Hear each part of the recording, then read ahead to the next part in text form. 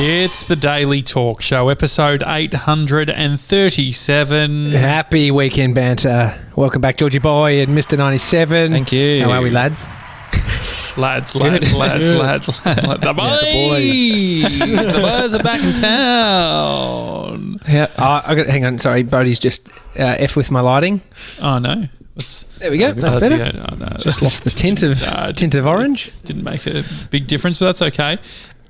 Real quickly, have you guys noticed this trend? I'm doing it. I wanted to know if you guys are doing it too.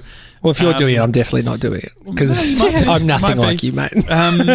The working from home, I've noticed. I'm doing that. Having a shower or whatever, and then forgetting to bring undies into the bathroom, and then just being like, oh fuck it, I'm not going anywhere. I'll just put the trackies on, no undies. All good. Firstly, do you have undies on right now? Yeah. No undies. A couple of things here. Yeah. I don't take my clothes into the bathroom. Yeah. Okay. Interesting. I just take my towel. What happens with Zoom calls and what you don't know what's happening out there? Oh, okay. No, the thing is, cool. I'm living that life with ensuite. I'm living that ensuite life. You know what I mean? Must be nice. It's no floor to ceiling windows, but it's fucking good. I mean, there is a problem with floor to ceiling windows. I guess that's why I'm probably sort of true. More cautious. Not that I've got anything to hide. Really? No.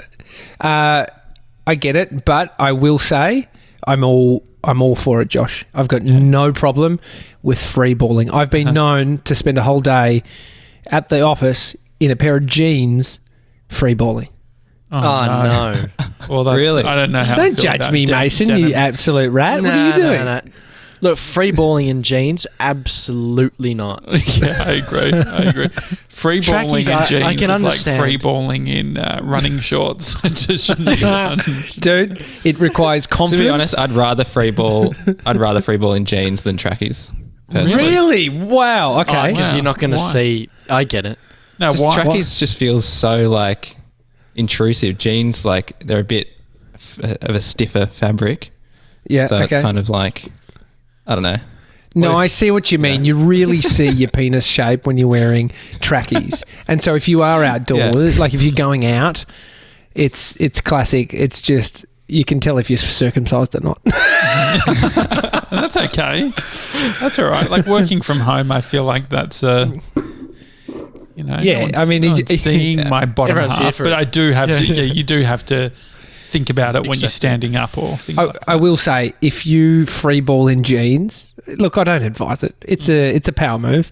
I don't know who the power is for, but it's definitely When would you free ball in jeans?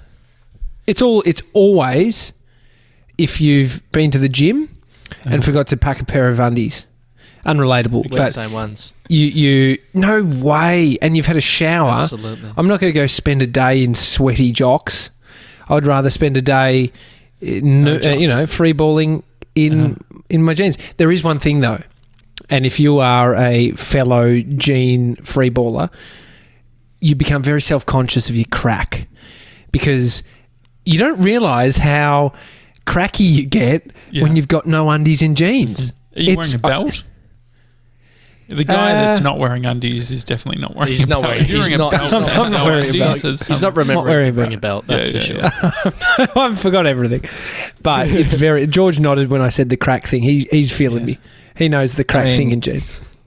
I don't have a very high ass crack. Have you got a high ass crack? Well, I had my old housemate, I didn't even know what a high ass crack was. This guy always had, always had his crack out somewhere. Really? And I worked it out. His bum is just one crack. It's there's no cheeks. It actually reaches the scap. The scap. It's the back of the head. Yeah. The back of the head at the neck where his hairline finishes is where his ass starts. Could you imagine being asked to itch his back? Mate, you itch my back. I got an itchy back. No, mate. Oh, a bit that's your asshole. And that is so, funny. GB, are you? I feel like you have an opinion on this. This undie stuff on the undie stuff. It seemed you had two. Not really. bits Two back. things. Two things. Okay. Well, Yeah, I already have. Well, no, I was going to say the same thing as Tommy's. I don't get changed in the bathroom. Okay. Yeah. I just get changed in the bedroom, but I do have an ensuite as well. The other thing was... Doesn't matter. What the other thing was.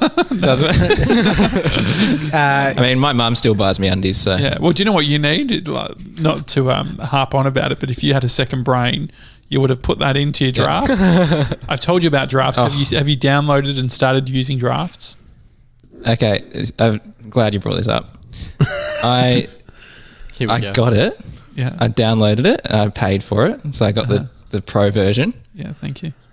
It's not syncing. No, I can. I was embarrassed to bring it up. But I'm not joking. I've tried on 3 different devices and it's not syncing. Are you connected to the internet? Have you turned yourself off and on? Yeah. I can help you after this, GB. It's very easy. Nah. I'm just using notes. I love notes. No. I'm just Yeah. But he does love notes. So how about this? Sevs, I'm a notes guy. Sevs was looking at, he's doing a bit of a rebrand. It's a classic case of get a girlfriend and then they want to dress you. And so he was on he was on the Iconic looking at different clothes options. And I said, hey, maybe you could get some of the stuff that Pete Shepherd wears. Pete's got great style. And so I was able to type in Pete into my drafts, and I gave Mason the link that where Pete shops and gets his stuff. Was that and why amazing? do you have the link to where Pete shops? I asked him. Which brain? The second brain. Asked him. The second brain sent him a text and said, "Hey, so, it's Josh's second when brain." you're on a walk, you're on a walk or whatever, and you're like this. And the thing was, he was actually at the office. No, yeah, this was. When was that? I was there when he mentioned it. It would have been October last year, November last year. Was it last year? Early December. I don't know at all. But anyway, I mean, there is an intensity to this approach to life that I'm not up for playing, and it's all good. Why do you want to live an intense life? Because it's fucking intense. But isn't that like we only have one life? You can choose 2 options. You can be dull and just live on the non-intense life, or you can be intense. There is something very powerful about being intense. I think you're right in some senses, but I think there's also the peaceful existence that's like, what's it all mean to even have Pete's supplier of his clothes in the phone? Like, it doesn't really mean anything for anyone. It's like, you don't until need you that. need the details. Until you're like buying something. I appreciated it. Yeah. That's why you go back to the same places over and over again because you don't know where else to go. I'm not being critical of that, but I'm just saying. But that is definitely advice to yourself. No, because I said to the risk was I said to Sevs, because Sevs does take my advice, and I said to him, I'm like,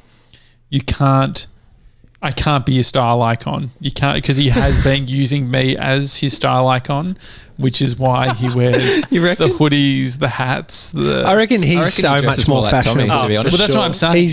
I think that he needs to. He's going to sort of branch out beyond me, and so I gave him permission. I'm like, go look at other places. Don't just wear what I wear. So where does Pete shop then? He shops at propercloth.com. Oh, there you go. Proper cloth. Yeah. Proper cloth. Mason was looking at a jumper that was $1,300. So he was like, What is it, Balenciaga? Whenever you say, "Oh, look, it only takes one of my JobKeeper payments," you're paying too much. It's like, oh yeah, I don't have to work 6 weeks for that jumper. But the idea is you have it forever. It's a quality product.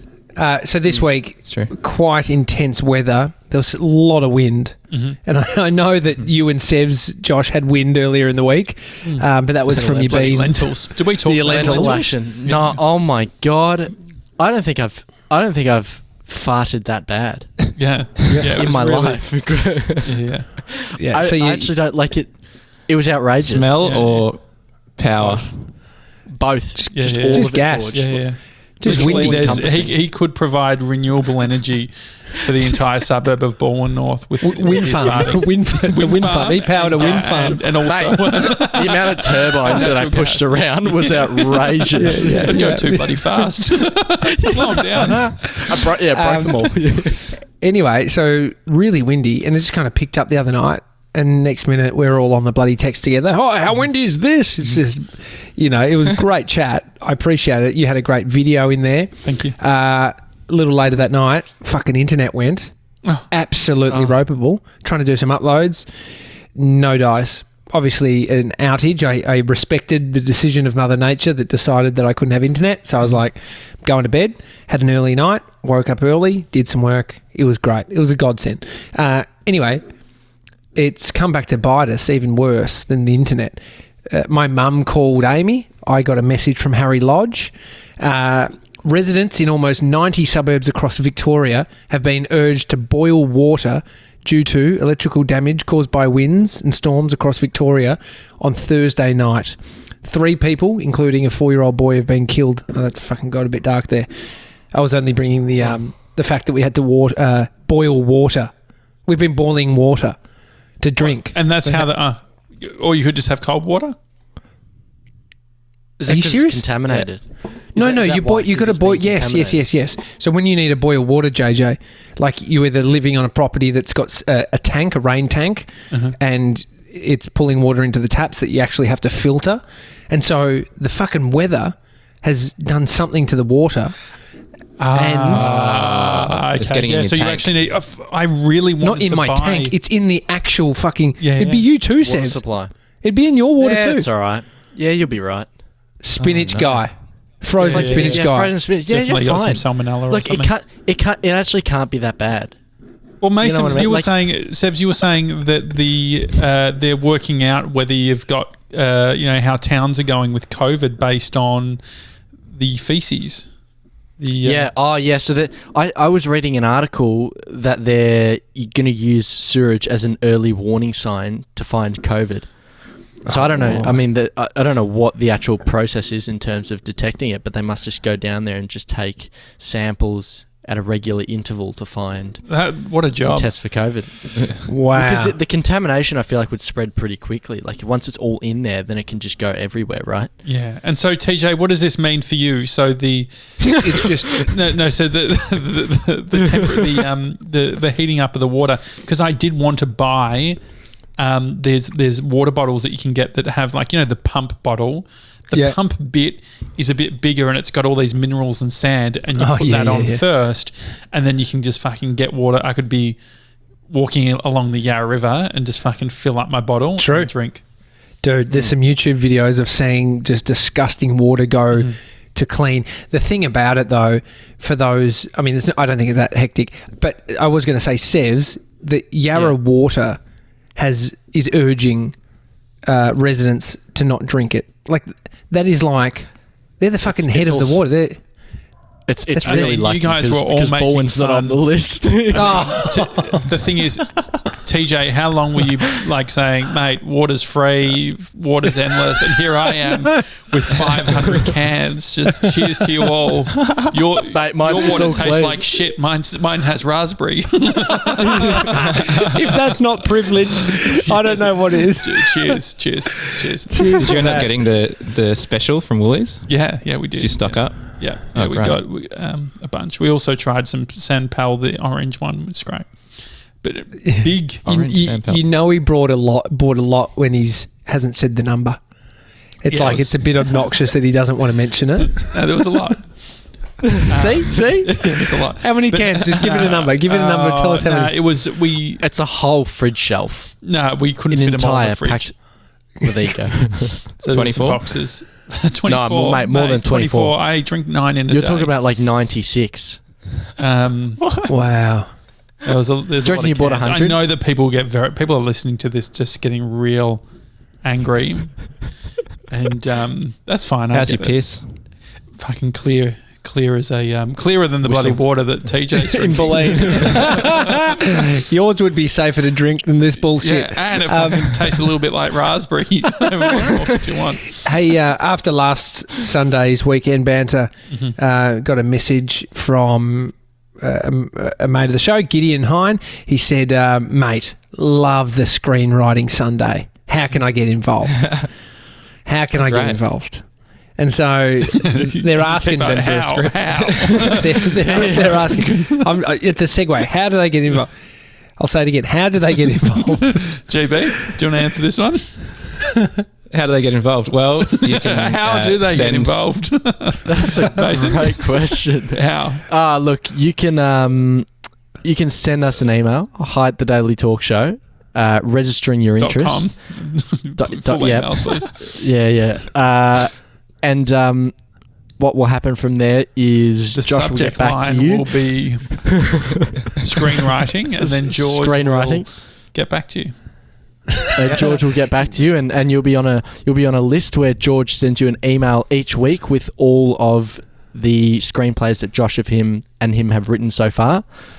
Mm-hmm. And really, George will also go through and pull out any ones that have been. There'll be a group somewhere. I think they'll probably become a member of my Substack. Maybe you and I could have a Substack. It's like a blogging platform. It's a second brain. It's behind a wall, and you can get their email addresses. Anyway, what I did say to Gideon was, if you've got a script, send us an email, Gideon. If you want us to read, do a table read of a script on a show, send it through, because he's been writing them. He's been writing scripts, and that's why I was so into it. He's like, mate, I've been writing scripts, fucking into it. This week though, it's not Gideon's time to shine. I was going to do it. I was going to work really hard at it, but I want GB. I know how much he's been putting into this. You've even been doing the masterclass. Yep. What do you think of Aaron Sorkin's masterclass? Yeah, started the masterclass last night. Loved it. It was great. I was actually building a second brain while I was watching Aaron Sorkin's masterclass. So I was writing heaps of notes. You would have been proud, Josh. Oh, great. What are some of your notes? I've only done hey? Read some of the notes. What sort of notes you got? Well, I mean, this is... people are going to get a free masterclass here, but the main thing is... Do we need to play the music? Let's play the masterclass music. So I've written heaps of notes, and I've put the ones in bold that I think are the best. Strong, clear intention and informative obstacle. So the main thing with screenwriting is you need a clear intention and an obstacle. Mm-hmm. So basically, someone wants something and there's something standing in their way. Mm-hmm. If you're not sure if it's a good enough intention or a good enough obstacle, you just press on it. So, you ask questions like, oh, what if they just did this? What if they did this? And you have to basically,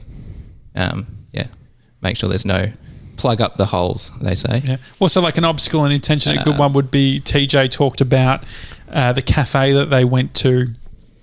She locked herself out.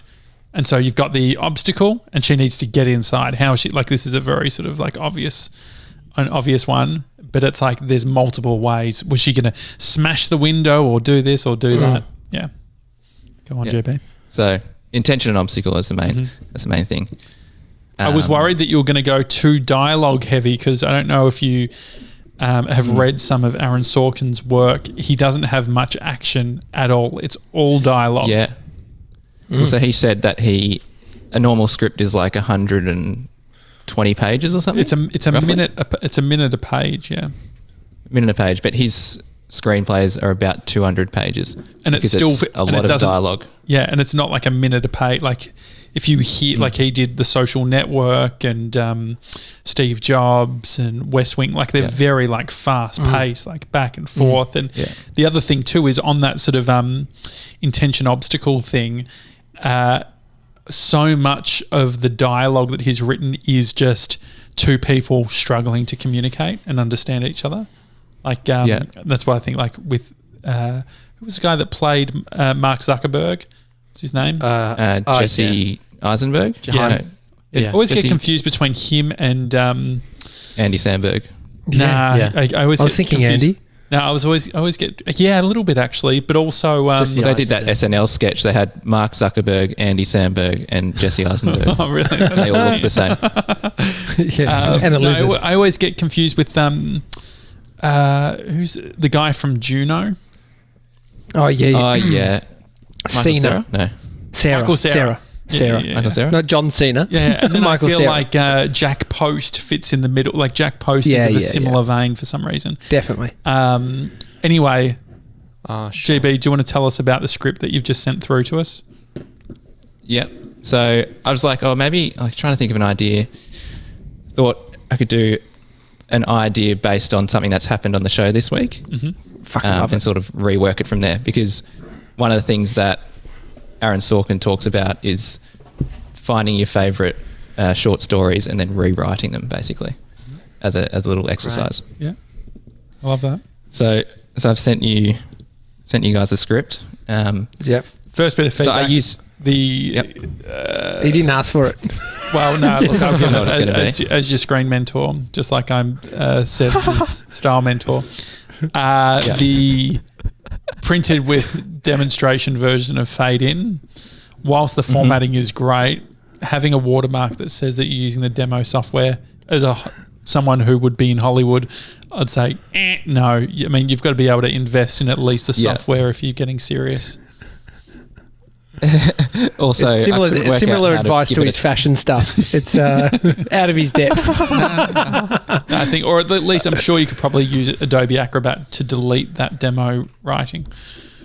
Just a thought. Yeah, sure. I couldn't work out how to give it a title page. So the title page is basically title written by author's name, copyright. So you've 2020. ripped it off you've just ripped it off. Well, no, it Or is that in the sets it program? up like that, yeah. And so you just Yeah. haven't put in the. So normally, one of my favourite bits is the title page because you can put your name on there, copyright. And you feel like a top dog. That's fine. I think I'm really proud of you. I think it's fantastic. Thank you. Much better than last week. And so, go on. All right. Table so read. table read. Basically, Josh, you can call the action again. Yep. Tommy, you're Tommy. Mason, you're Sarah, and I'll be Siri/Constable. Okay, this is title written by author's name. Interior, Tommy's house, night. Tommy is frantically looking around the house. He grabs his phone and wallet off the table, taps his cotton-on trackie pockets, but feels nothing. He spots his keys on the kitchen bench and grabs them, then checks the time on his phone. 7:41. He slips on his shoes and ties up his laces. 7:42. Interior, car, night. Tommy is driving as he glances at the clock. Hey Siri. Hey Siri. Yes. Directions to the nearest ice cream shop. Make a U-turn. He slams on the brakes and does a U-turn. 7:44. Hey Siri. Yes. Call Fairy Hills Ice Cream Shop. Fairy Hills Ice Cream. This is Sarah. Hey Sarah, I was wondering if you could put 4 litres of Bailey ice cream aside for me. I'm on the way. Sure, not a problem. We've also just got in a Southern Comfort flavour, if you're interested in that. Yeah, just a litre of that, thanks. I'll be there in 5. Tommy looks in the mirror and sees a cop car. The cop drives up beside him and points at his watch. Tommy looks at the clock. 7:48. Exterior, ice cream shop, night. Tommy parks his car and runs in, but Sarah is at the counter, points at her mask. Sorry, mate, I can't serve you without a mask, champ. Shit. He runs back to the car to grab his mask and back in the shop. That'll just be 39, thanks. Just card, thanks. Oh, it's actually declined, sorry. Okay, do you take cash?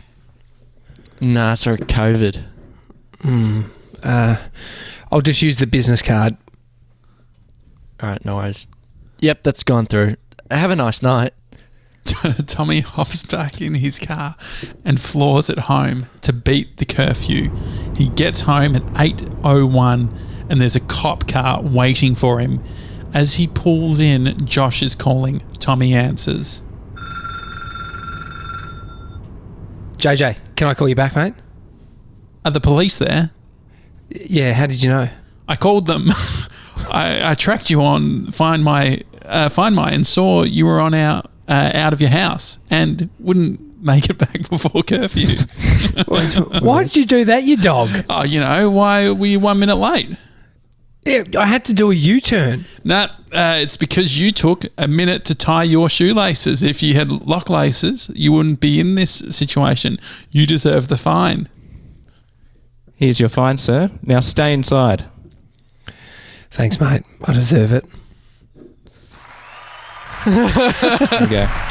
Good one, GB. Bit of a rush job, that one, admittedly. It's really good. I like the it, like it. anxiety. I'll tell you. So, a couple Intention of things. obstacle. It was beautiful. I fucked my dialogue because I you did. didn't realise that I had lines. I missed that bit, but going back, I can't blame you for that. Sevs, this isn't improv. Read the script. You were umming and ahhing. Yeah, sorry. Yeah. Like, I reckon there were more words that you put into the script than you actually read. Not on. It's what great actors do. I think not during a table. It is. During a table read. George, what did you think? Did you think it was like a little bit sort of... It was a bit disjointed, but I mean, maybe a bit of feedback from me. You're talking about me for or me. The whole thing? I needed to just breathe the whole thing. more. Was a I bit, was struggling to breathe. Yeah. I think I could... I don't know. The dialogue wasn't super engaging. Just a bit of feedback from me. What do you notice hearing it read out? Does it give you other ideas? No. Oh, he wants Bailey's ice cream. That's what he wants. Yeah. Southern I don't Comfort know. ice cream. How was much just- are you thinking about? So when you said $39, thanks, did you look at sort of the ice cream No, I rate, just or did thought you just pull an that ice out? cream shop would be about $39 for two. Yeah, For 4 litres? For 5 litres. plus the. 6 litres. Yeah, you got a reckon fair get few. 6 We got a litres few. for $39? Oh, it's What, do you reckon cheap. that's cheap? That's super cheap. Oh, fuck. Is it? See, I wasn't Yeah. there. Oh, I was just going thought- on them. Well, you think about I like was a going more Halo top's expensive. what 500 grams, and it's like maybe like $7. I reckon 14 Brie and I bucks get a a litre. litre and it costs us 28 down the road. Really? Okay. I reckon. Maybe not even a There litre, you go. 500 mils? What's what? It's great Crossing though. the I think birds. can I just say the formatting, can you see how much easier it was for us Yeah. to flow through it with the correct screenplay format? Although Was it? I reckon it's harder. caps lock and non-caps lock, it's a bit all over the shop there. What do you mean? Like, see, for instance, the first action, Tommy is frantically looking around the house. That's all in caps. And then so I go that's wrong. to non-caps. Yeah. And then it's caps again. And then it's... So Yeah, in screenwriting, where you have the action, the first time you mention a character's name, they should be in all capital letters. So you Yep, were sort okay. of semi-right there where you said Tommy is frantically, but it should be Tommy in all caps, Yep. then lowercase is frantically looking around.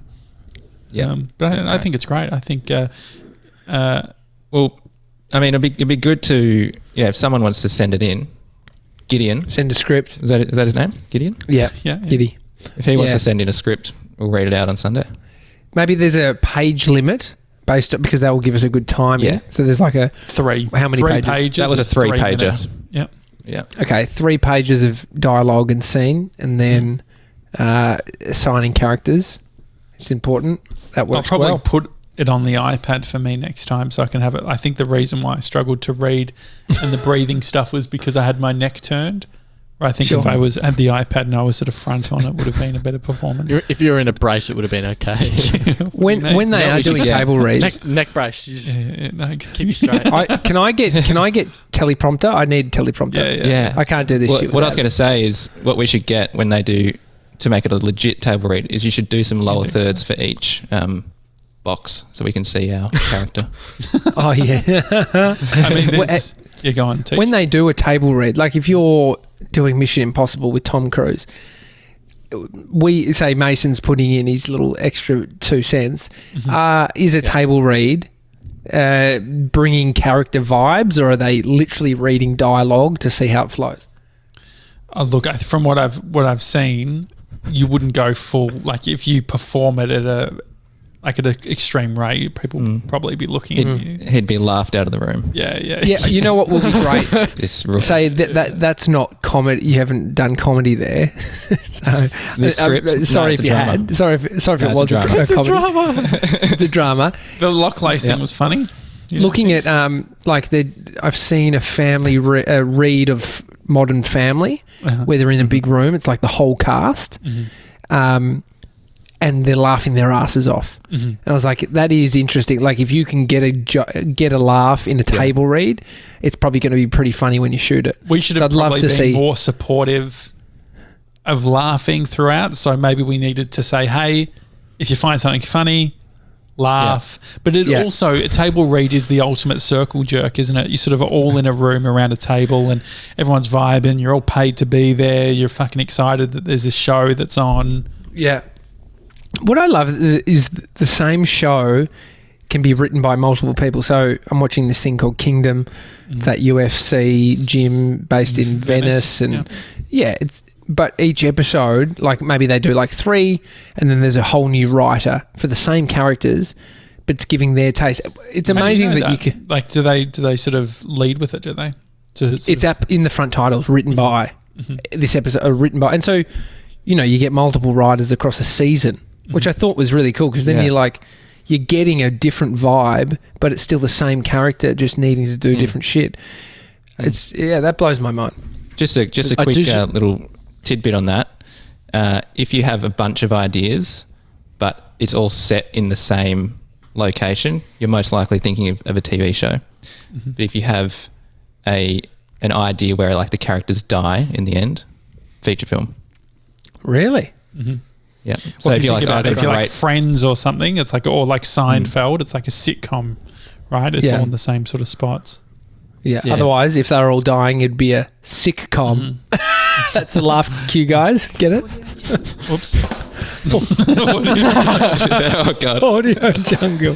Why did we do that? Oh, that was when we had Cyan on. I still haven't updated my Miss Audio Jungle my soundboard since. I will just say just quickly, this is on masterclass.com. .com. Josh, the boom tish. This is here we go. Classic. Fuck, I keep thinking. Go on. Yeah. Don't just read. A table read is your first opportunity as an actor to make character choices and show the entire creative team what you're capable of. Try to perform it with the same energy level that you would if you were in front of camera. A subpar table read performance can sometimes result in a part being reduced or an actor being replaced. So, Josh, you were gone. There you go. Is that what you were trying to do? You were showing us what you can do on the day. It? Yeah, for sure. yeah. But so that's all I got. So energy. That's talking energy. But I reckon if you were saying things that weren't in the script, at that point it's not really a table read, is it? It's offensive. Well, let's go. It's hate if speech. we type in improvisation during table read, let's see what people are saying. Well, when Gideon sends in his script, is it worth us going through it offline before we bring it to the show, or should we? Is that a table read? I don't know. I mean, I like the suspense of not maybe knowing you could you read it. Yeah, I kind of like that. It's like, I don't know where this is going, but I'm getting it. Do you do, when you're doing scripts, do you do like a top line of the whole script? So it'd be like, you don't? You could do like an outline or a plot. No, not even a plot. Like a, what's it called? Log line. A log line is like the one sentence that describes the whole thing. Yeah, struggling artist battles with addiction and wants to escape his household. No, I reckon no. Think about like Tommy Jackett needs ice cream, but he's dealing with a curfew. Yeah, great. Yeah. Maybe that's not great. Send in your log. What do you think the log line should be of GB's script? Hi at thedailytalkshow.com. Okay. Melbourne's lockdown is getting in the way of Tommy Jackett. Oh, you're still doing log lines? Yeah. Sweet turd. It's either that or a Daily Mail headline. Yeah. Be more salacious. Save the Cat is a good book if you want to. They talk all about log lines and stuff in there and how to formulate it. Actually, if you are wanting to create a podcast, the process of coming up with a good log line is helpful with that as well. So there you go. The process to a log line. Yeah, so what's creating previously been used. Yeah. Yeah, I love it. Well, I like script writing Sundays or what's the name for it? Screenplay Sundays. Screenplay Sundays. Screenplay Sundays. We're not doing sort of script writing. Screenplay. Sort of theatre. Screenplay Sunday. I think if we do one of these every Sunday for the next sort of 8 years, we'll be pretty proficient actors. I think would be good. And also, eventually, when we film them, we could film them all, and we can cut back to the action. And, this is a good to us idea. reading it out for the first time, and that could be cool. It's great for a behind the scenes doco. The idea formulate this is good. The making of. I actually and maybe if anyone out there is a pro animator, they can animate. Oh, there we go. These. That's a good idea. Send them through. Yeah. Hi at thedailytalkshow.com. The other thing I was going to say, when I was getting into the script writing stuff the first time, when I was 18, 19, I bought every screenwriting book that I could find. And there's some real shit ones. So maybe we can end on, I can grab one of the books. I reckon there's one about I got a couple.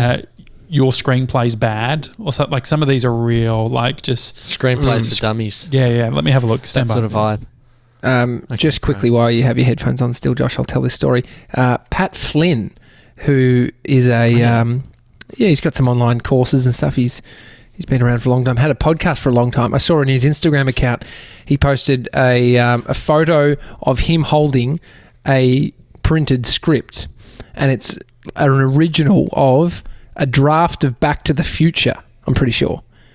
And so he got his hands on one of the original draft scripts, and he said it reads completely different to how the movie actually ended up coming and being shot.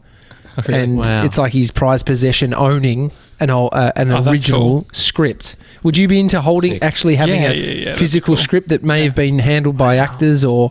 Well, the funny thing, if you go on Amazon, you can see Friends scripts, and they've got autographs, and then you look and they literally say the autographs are replication.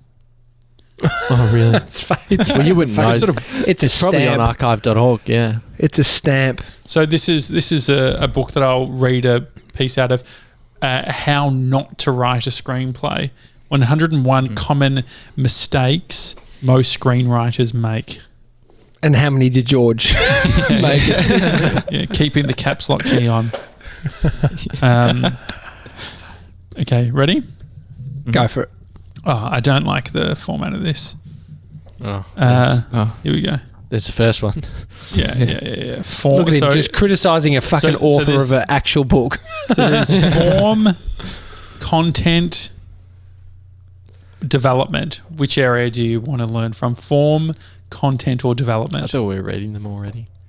No. Yeah, I thought this was it. Oh, this is the log line thing all over again. Yeah, yeah. Okay, here we go. Fuck. Ready? We can edit this in post. No. Okay. In the action says find Jimmy and Heather at a table for 2 in 1 of the formal upholstered dining rooms upstairs. Both look splendid but stiff. Is this a celebration or a truce? And then this is the feedback. I never quite know what find means. Are they lost? Does the author want a long, slow pan through a restaurant until the camera arrives at the subject? Do we start on a painting over their heads and crane down to them? What? If none of the above, then Jimmy and Heather is enough. Find is fine for a tracking shot, but it must be clear where the shot originates. Right? Hungry diners and busy waiters in a chic, expensive restaurant where we find Jimmy and Heather. Furthermore, a table for 2. We can assume that if Jimmy and Heather are there, it's a table for 2. It's certainly not a table for 1, unless someone is standing don't enumerate enumerate the obvious unless something special and unclear is necessary. Maybe the table is for 4 and they're waiting for another couple. Upstairs, how do we know? Was there an establishing shot of the building? No. Did the actors climb a flight of stairs on camera? No. As it happens, there are windows in the upstairs dining room, but you didn't know that. Splendid, but stiff. All right, they're well dressed and a little nervous, but is this a celebration or a truce? Oh shit, fuck, they've really ripped it apart. Anyway, it could go on, but that's quite interesting. Yeah, I think you start watching that Kingdom show, and one of the characters goes to this guy who was ripping him off, and he's in a hotel room, and he hadn't been able to get onto him for a long time. And he's like, fuck, I'm going to go and absolutely smash this guy. I want my money back. Takes a gun with him, and he goes into the room and beats up this dude, and it's like, where's my fucking money? And he's like, I've got it. And he sort of explains what's going on. They're old mates. So there's a lot sort of playing at it. A lot of great, old relationship, ripped off, new hate, blah, blah, blah. Gets his money, and then as he's walking out, the guy grabs his gun from the back of his pants and points it at him. So this is the guy that owed the money. He's now got pointing the gun at this other dude who needed the money back. And you think, oh no, he's going to fucking kill him. He then turns the gun on himself and blows his brains out. But then the decision in the writing is to ignore the gun. He left it there. Like they sort of just planted the whole thing of fuck, he left the gun there, the gun's linked to him, it can get traced back, what's going to happen? But then they went on for 5 episodes, and so it's interesting to sort of like do these huge actions where then they make a big decision to not bring things in for the next 5 episodes. And you're like, oh my god, they've just forgotten about that, or they've got too many things going. I could see when you've got multiple writers doing shit, you're like, fuck, I think this bit's more important right now. We'll bring that up later. There's also exposition as well. So have you gotten to that sort of stuff, GB, about what exposition is? No, not yet. So exposition is the things that happen just to basically set up. What are you smiling at, Sebs? No, I'm just loving this. I'm just enjoying this. So exposition is when you say if you you see a scene, for instance, and it might be you need to set up, for instance, the whole curfew thing. We need, as the audience, to know that there's a curfew happening. And so exposition could have been Amy saying to TJ, the curfew is you've got until 8 o'clock, right? So that is now exposition that can then be used. So it's like when you show the clock, it all of a sudden makes sense. That's good feedback. And so exposition and stuff is something that you can use in dialogue, but it can be lazy too. There's a risks that you can try and say everything. So imagine all of a sudden you're like trying to explain everything through the dialogue. So 2 characters having a conversation just to try and fucking give information to the audience. Yeah. Show don't tell, as they say. Exactly. Show don't tell. Although Aaron Sorkin does love dialogue, so he probably would tell. Screenplay Sunday, baby. Great. All right. It's a daily talk show. Enjoy your Sunday. See you tomorrow, guys. Have a good one. See you guys.